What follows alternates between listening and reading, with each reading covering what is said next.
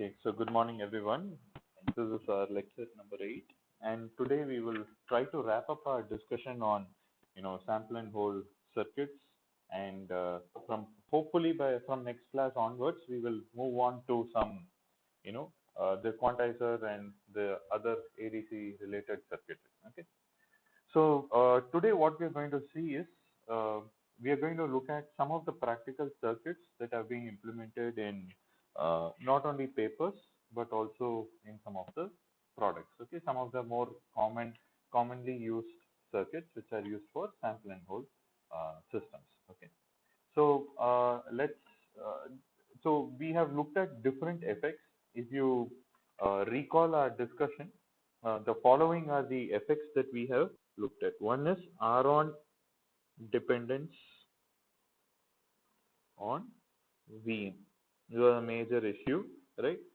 So then we looked at charge injection, and we also looked at clock feed through, right? And so we also looked at some droop, or rather, you know, um, leakage currents. Basically, let's just call it as capacitor droop, right, in the hold mode, right? And we also looked at the hold mode feed through,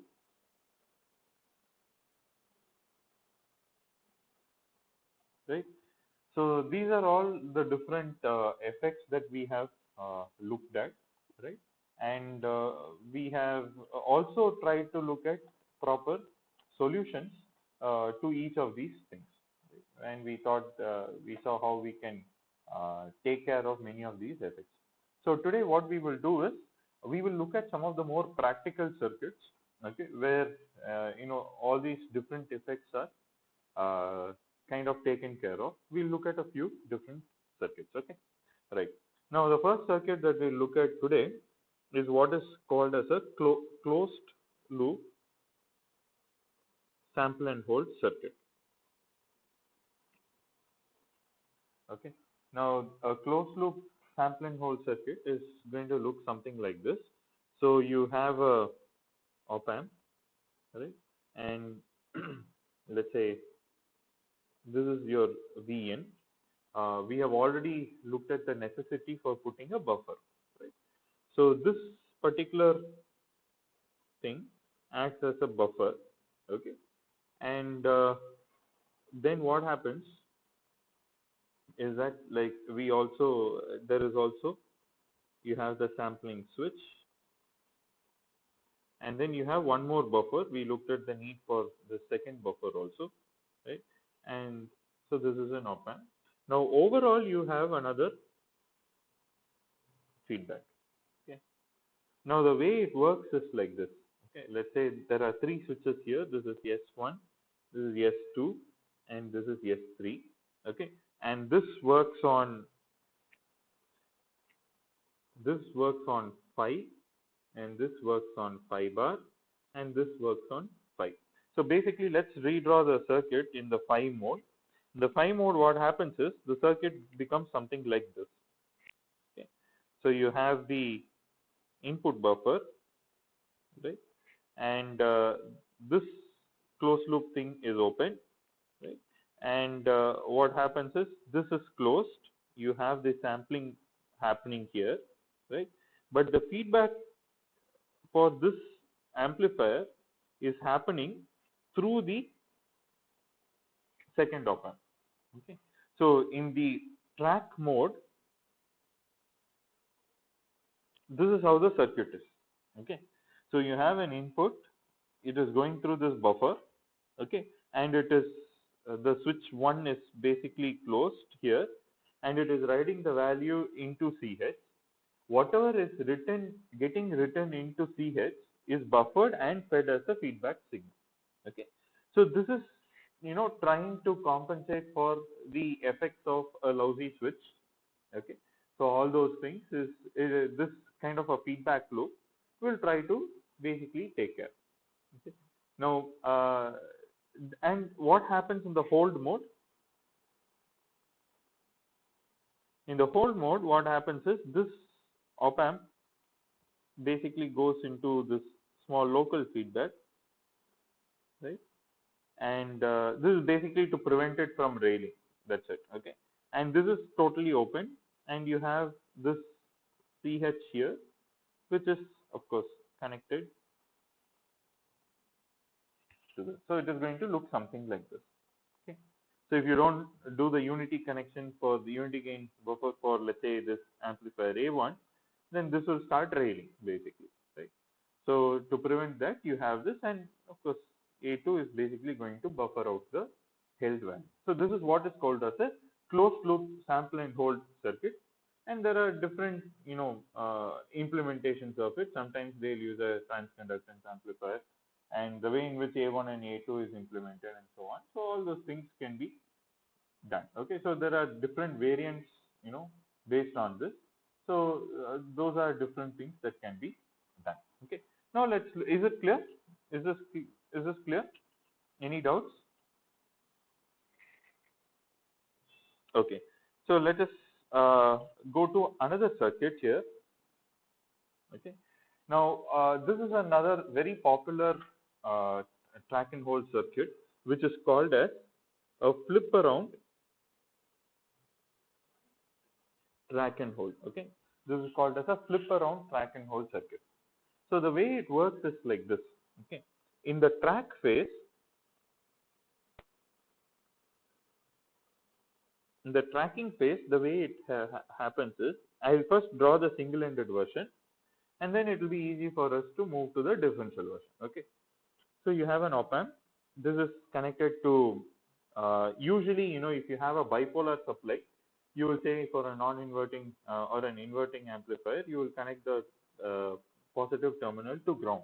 Okay, but when you have unipolar supplies, okay, that is, you don't have plus VCC and minus VCC, you just have some plus VCC, like how it happens for most of CMOS based circuits. All the CMOS based circuits typically are unipolar, have unipolar supply. That is, you have 0 and 1.2 volt or 0 and 1.8 volt, something like this. Okay. Now, so here what happens is, instead of connecting it to ground, you connect it to some common mode voltage VCM. Okay. If you have a bipolar supply, you can directly connect it to ground, like how you would have done in your your BTech analog electronics lab, right? But here we connected to some common mode voltage, because not all op amps are rail to rail. Okay. Now, what happens in the track phase is, like, you have this capacitor. This is your sampling capacitor. Okay, and the sampling capacitor is also connected to VCM. Okay, and this is basically your input. Okay, so basically what happens is that, okay, at this time, of course, you give a unity gain feedback here. Okay, and so this is basically what happens for the track phase. Okay, now in the hold phase, what happens is, as the name suggests, it kind of flips the capacitor completely around. Okay, so in the hold phase, the circuit becomes like this. Okay, this is still connected to VCM. Okay, this negative terminal, what happens is, this capacitor is kind of flipped around. Okay, let me say this is the plus and the minus. This is the way in which the capacitor has charged. So the minus terminal is here, the plus terminal is here.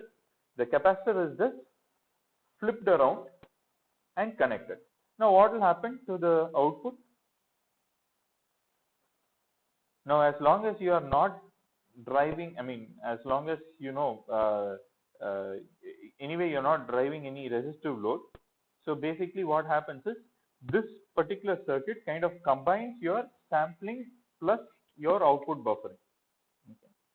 So there is no current path for the capacitor, because the input of the op amp is extremely high impedance, right? There is no current path for this capacitor, and therefore the capacitor voltage is retained. Okay. and at the same time the op amp will supply whatever current is needed to supply to the load. Okay. So for example, let's say there is this is your V out and it's going to the next stage, something is there. Okay. So the next stage, let's say there is some capacitive load, let's say this is CL. Okay. The load for this, the current for the CL is provided by the op amp. Okay. The current that is required to charge up the CL to the same value of this CH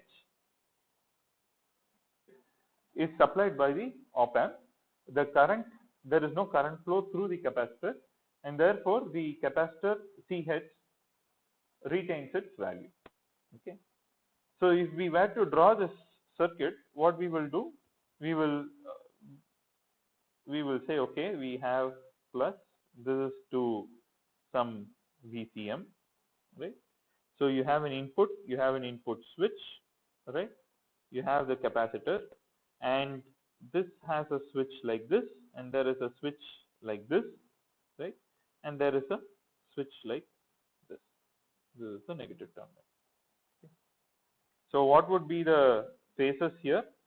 Let's say this is the track phase and this is the hold phase, phi bar. So in the track phase, Vin will be here, right?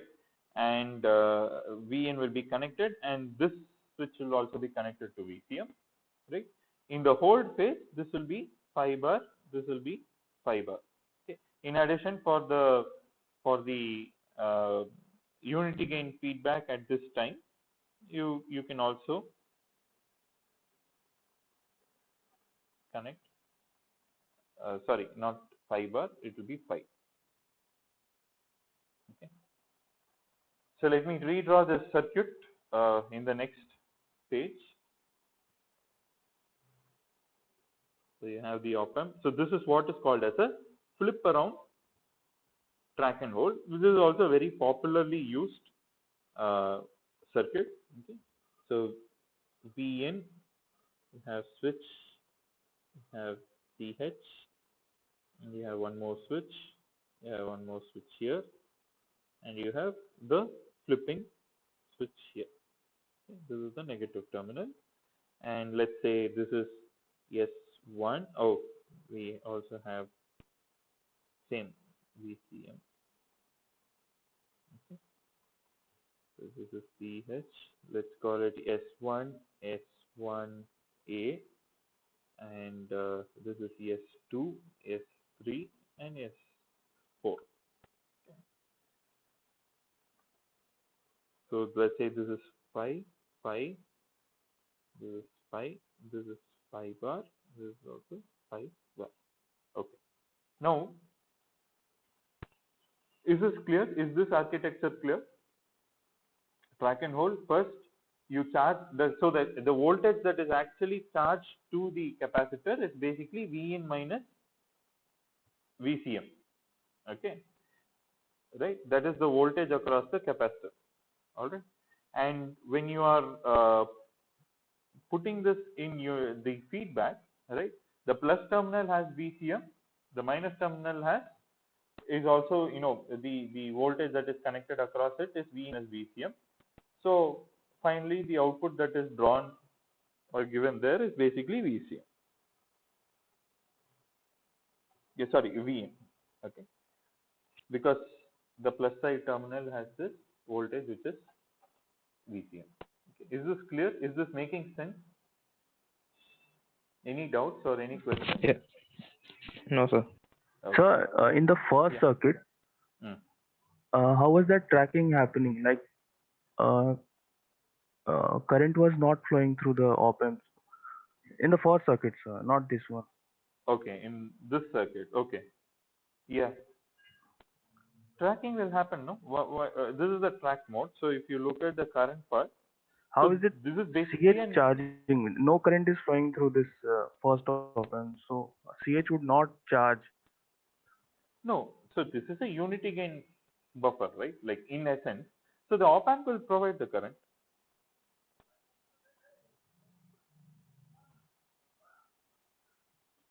Okay. Okay. So basically it is in effect a unity gain buffer. This amplifier A1, right? Because the same voltage is buffered with a unity gain buffer and then fed back to it. So this is essentially the output V out will track V in, right?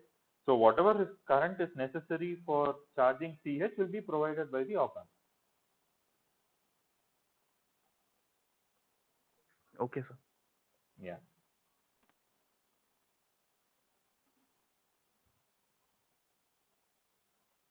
Okay. So so this is how our flip around track and hold is happening. Now, can we talk about so here? Okay, can we think about bottom plate sampling? Can we do something to kind of restrict charge injection, right? So how, if you want to do bottom plate sampling here, how would you do it in this particular circuit?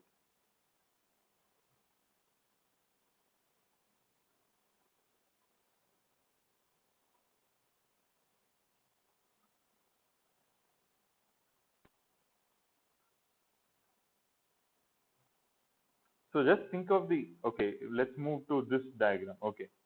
So in the track phase, so when does charge injection happen?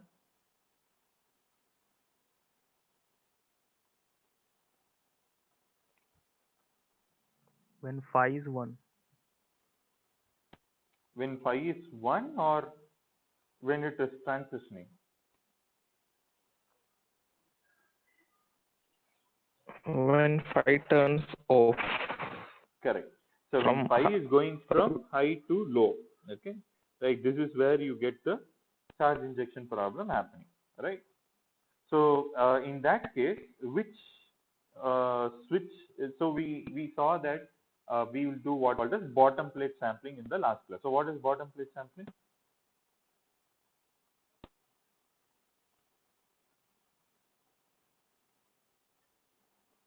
You can maybe refer to your notes which for the last class.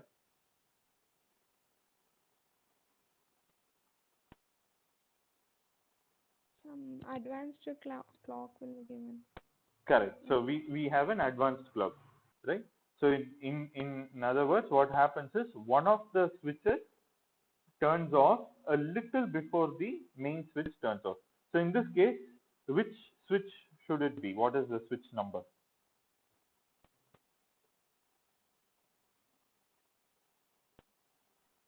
S1A. S1A, right? So the actual sample and hold track phase path is this, right? This is a tracking thing. So V in, you have S1 capacitor, and then you have S1A going to VCM. Okay. So all we need to do is to give some advanced clock here, right? So instead of phi, I need to give a phi advanced. Okay. So in other words, if I look at my clock waveforms, phi 1, sorry, phi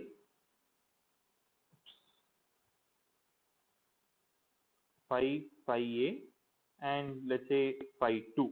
Okay. So many times what happens is like you will try to have non-overlapping clocks. So let's say phi bar, instead of phi bar, let me just write it as phi 2. Okay. Just to make sure that it's not exactly a complement of it. Okay. So let me call it phi 1, phi 1A. Okay. And phi 2. Right? And this also will be phi 1. Right? So all the phi 1, so basically phi 1 is going to look like this, right? And phi 1A is going to look like just a little time before this, it's going to come down. Right?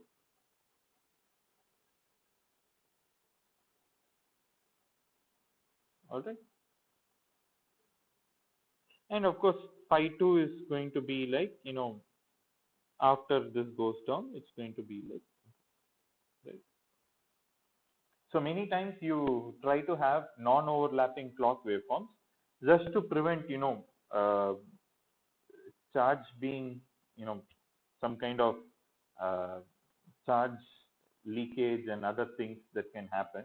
You try to have non-overlapping waveform. So we will come to that a little later. So here what happens is this switch S1A, okay, is turned off slightly in advance. So this is what is called as bottom plate spanning. Right. So this is how it can be done. All right. Now, what about how do you decide what switches you use? So again, here we use some 5 switches, right? So 5 switches. Which switch is going to? What are the switches you're going to use? Can it be NMOS or can it be PMOS, or should it be a transmission gate, or should it be a gate boosted switch? So which switch can be implemented as what?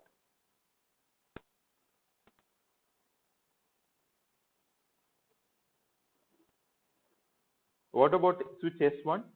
What type of switch should it be?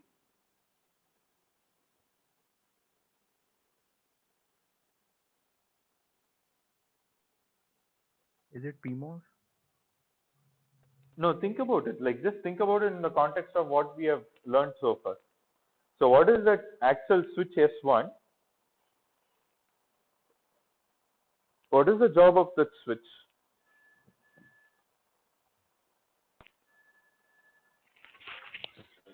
So it's transmission gate. Okay, transmission. So is it okay if its on resistance is a function of voltage? That's the question. Is it okay if the on resistance? No, sir. No, No. sir. Then what should it be? Bootstrap switches can be. Exactly. So this switch S1 has to be a bootstrapped switch. Okay.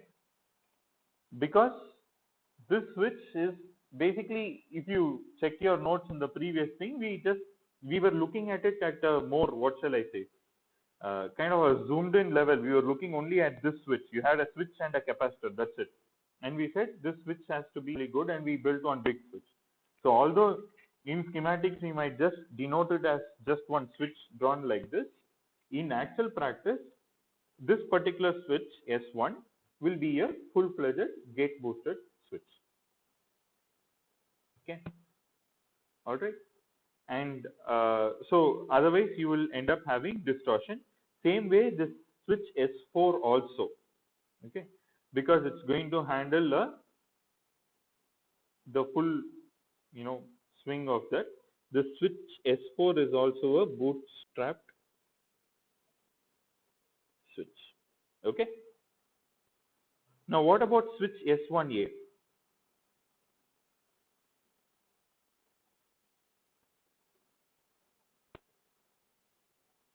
See, always you need to look at what is the range of voltages that each switch is going to handle. Okay. What is the voltage, or what is the range of voltages that the switch is going to handle? Switch S1A.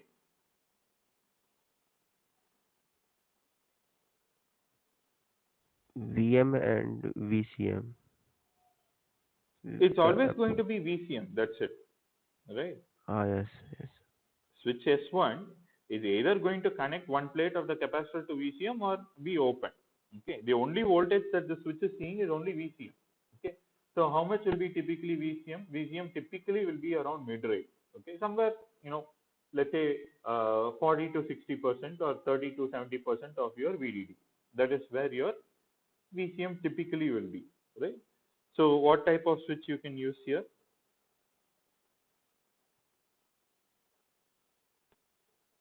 NMOS. Yeah, you can use a simple NMOS. Okay.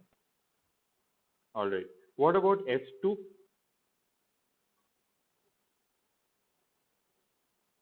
Switch S2.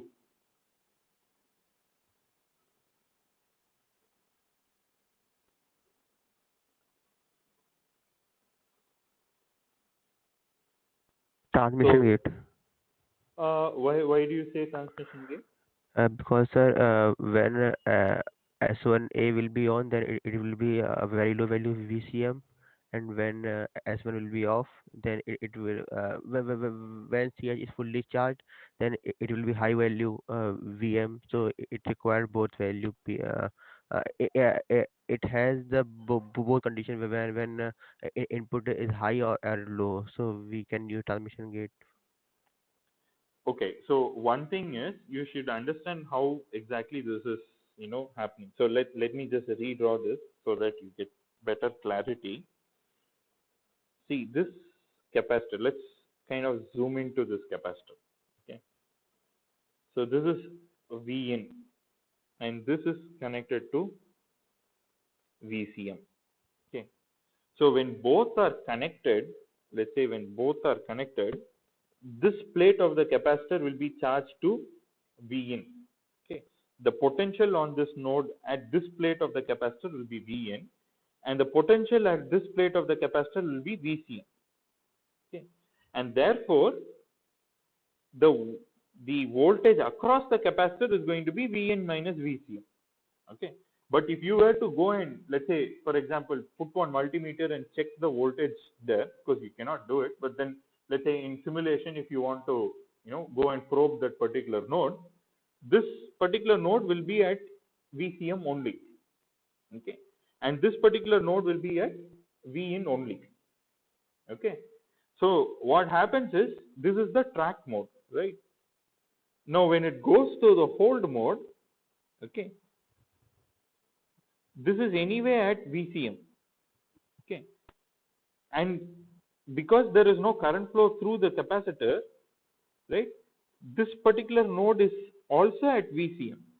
Okay, all right, and then here it is at Vin. Okay, that is why V out will basically be Vin. You understand? Okay, so internally, if you see, this will basically, this op amp, anyway you have designed op amps in the previous semester. What will you get basically here? You will basically see here VCM and we will have VCM. So there is no different current which is going through. Okay, all you have is at the output you have V in, and that anyway, that V in anyway will be within the range of the op amp, or you can have a rail to rail buffer. And because there is no current flow and the output is kind of fixed because of this voltage, the output will basically follow that, and the op amp will supply whatever current is needed. You understand? Okay, so here, so therefore, if you look at the switch S2, the switch S2 is looking at also only VCM. NMOS. Understood? So switch S2 also can be a simple NMOS switch. Alright. So this node voltage does not go up. Alright. So because by the time phi 2 kicks in, see what you're saying will definitely make sense if what you're saying will make sense if, let's say, the Vin is still connected and VCM is turned off. Okay, let's say this is off and this gets connected to the op amp. Okay, in that case, this voltage will just jump by the same amount. Okay, so here you will have Vin, here you will have a battery which is charged to Vin minus VCM. So here you will have Vin minus VCM. Again, you will still have VCM. Okay, so that is what happens. But anyway, before that, what happens is, like, you display the input also. Okay, so that is why you don't have that problem. And switch S2 is also NMOS. Switch S3, what can you say?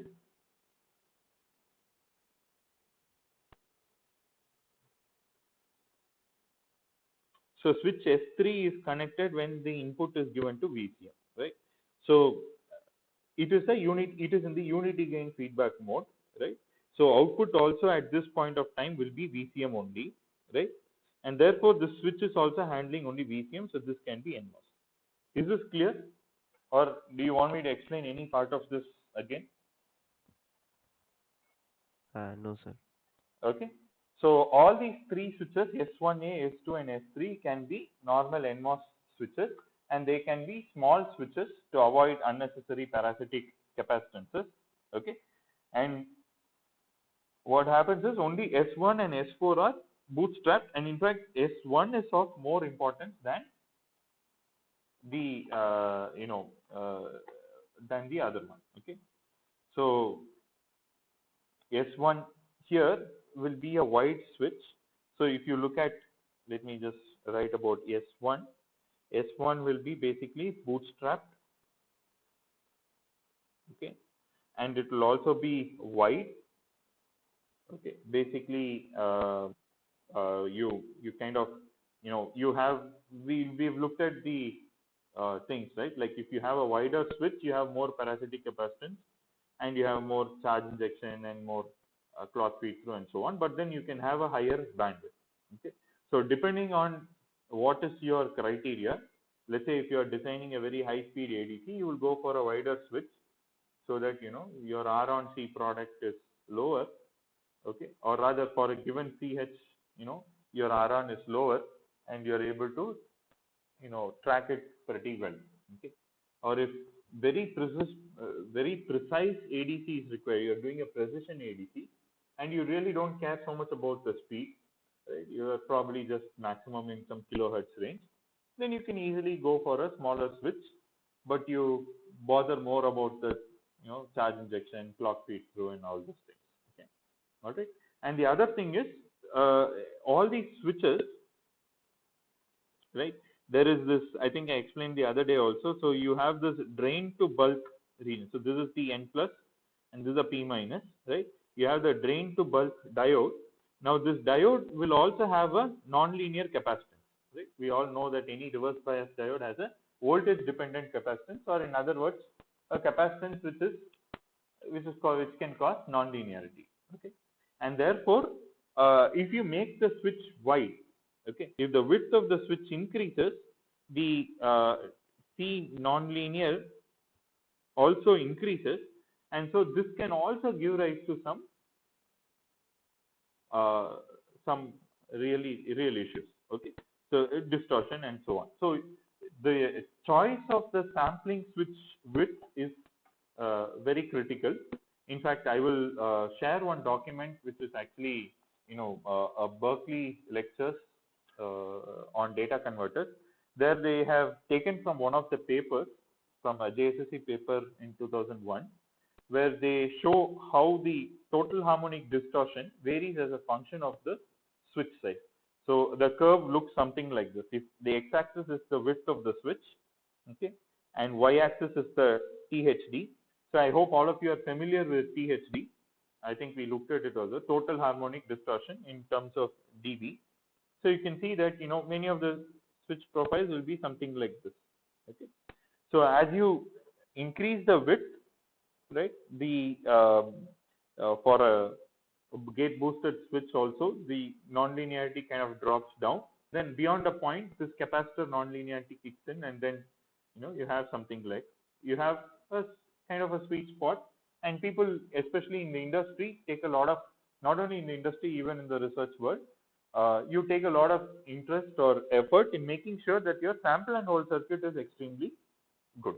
Okay, your sample and hold circuit, the switch width is taken to be a very optimal value where you have the least amount of distortion. Okay, all right. Now that we looked at the flip around track and hold, let's try to do what happens in a differential flip around track and hold.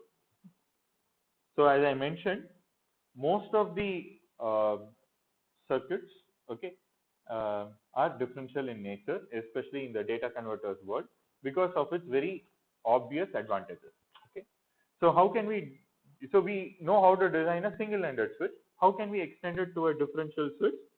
So let's just do it. Okay, so you have an op amp, right, and you have the plus and the minus. Here also you have plus and minus, right? So you have V in coming in. So this is V in P. Let's say, okay, sorry, this is V in M. Right? Let's say, so however you have it, okay, let's say you have your capacitor, and right now what happens is both these terminals now need to be connected to VCM. Okay. So there is a switch to VCM. Okay. And of course you have the flip around switch. So notice that in the fully differential case, you have 4 terminals, 2 input terminals and 2 output terminals, right? And the way in which that you get this out is basically like saying that you connect the minus to the plus and the plus to the minus. Okay, so that's the way it basically happens. Okay, so let's now put some polarity here, right? So let's say this is phi 1, phi 1. At the same time, VCM is connected phi 1, right? And this will operate in phi 2. Right? So definitely, if you want to do bottom plate sampling, this will be phi 1 advanced, right? Phi 1 advanced, and then you have phi 1, and then you have phi 2, right? Connecting it back. Now, what happens is, like you also have the, of course, you will let me also show the load capacitors, right? CL1, CL2. So these are the load capacitors, okay? And the V out is taken like this. Okay. All right. Okay. So here what happens is, because it is a fully differential circuit, we know that phi 1A. So let me just jot down the points which are slightly different here. So phi 1A, those switches will cause what? Charge injection, right? And we know that this will be a DC offset because it is sampling one constant voltage. So irrespective of the voltage that is being sampled, the charge injection due to the switch, let's just put some names, S1, S2, S3, S4, let's say S5, S6. Okay. So the switches S3 and S4, the charge injection due to that will be a constant voltage. That's what we saw in last class. I hope we discussed that, right? And therefore it is a constant, it's a DC offset, and because it is a differential signal, fully differential signal, that DC offset is easily cancelled out. Okay.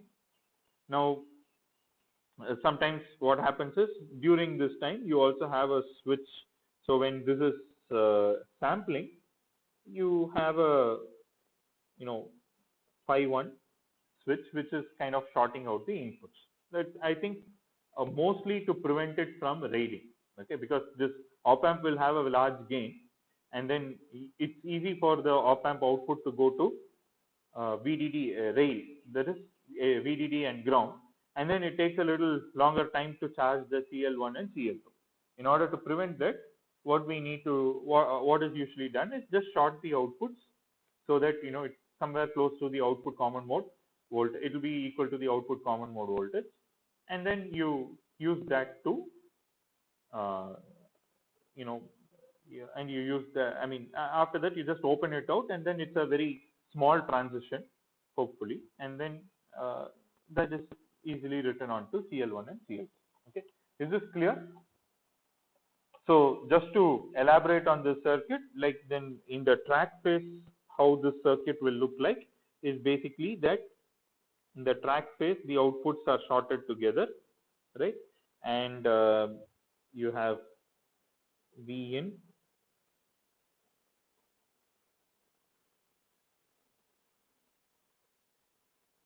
let's say this is V in M, minus plus plus minus, this is V in P. Okay, this is the common mode voltage, this is your CH. Okay, this is how it looks like in the track mode. In the hold mode, how will the circuit look like? The hold mode,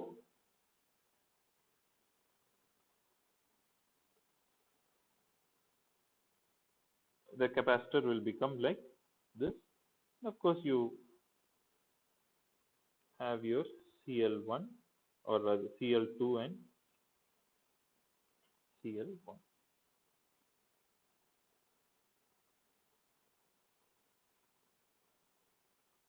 Okay, is this clear? This is your differential flip around track and hold circuits. So there are different variants on this, and people have been using all these things. Okay. Now there is one more track and hold circuit which can also be given. So the advantage with all these track and hold circuits is that the sampling capacitor is also integrated with the output buffer, right? So the output buffer will take care of isolating this capacitor CH and the load capacitor CL. Now this load capacitor basically is the input capacitance of the next stage. Okay, the next stage can be a quantizer, whatever it is, right? This will take care of. Now lastly, let me just talk about a sample and hold plus charge redistribution amplifier. Okay, so this is another very commonly used circuit. Okay, now you will see that in discrete time circuits, okay, this notion of sampling happens again and again. Okay, in the discrete time, we will be seeing that in different contexts and different applications. So what happens is, first you sample an analog circuit, right? Once you sample an analog circuit, let's say after that you have this clock. You have two phases of the clock, right? You have the on phase of the clock and the off phase of the clock.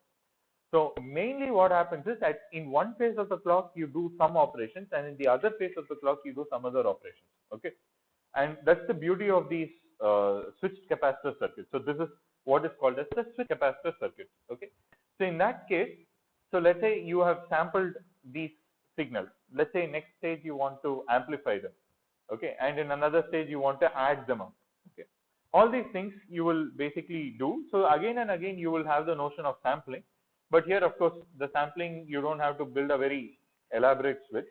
Let me just give you this, and then maybe we can discuss further in the next classes. We can look at how you can do some summing and difference and all this other stuff.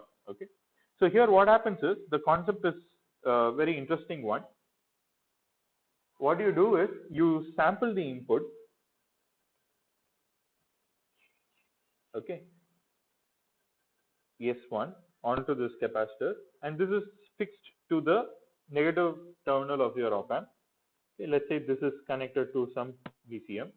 Okay, now what happens is, after this is in one phase, in the other phase you connect this to ground.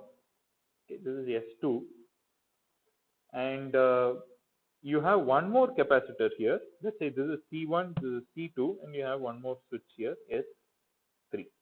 Okay, so the way it works is like this. In the track phase,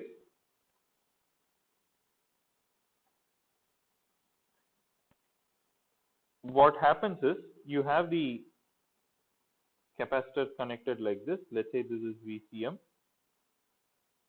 this is your Vin, this is your C1, okay, and you have a unity gain feedback here.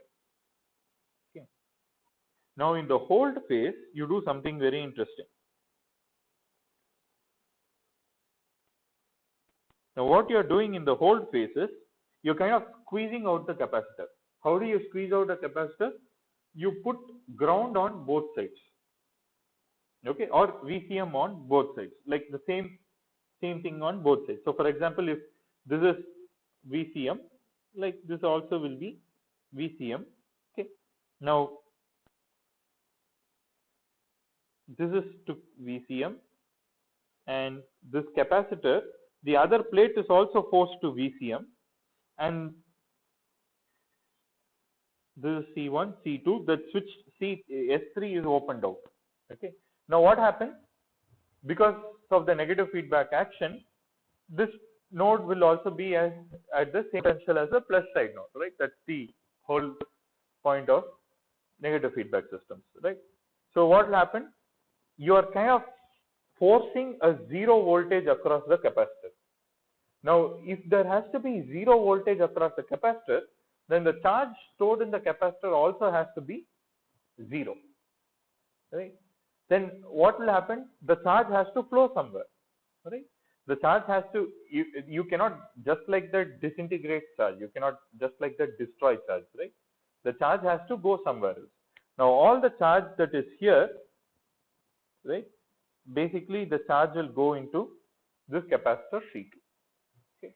So what will happen is, once this charge transfers, you'll have 0 volt across C2, C1, and the charge that was there in C1 is on C2, and therefore V out can be written as what?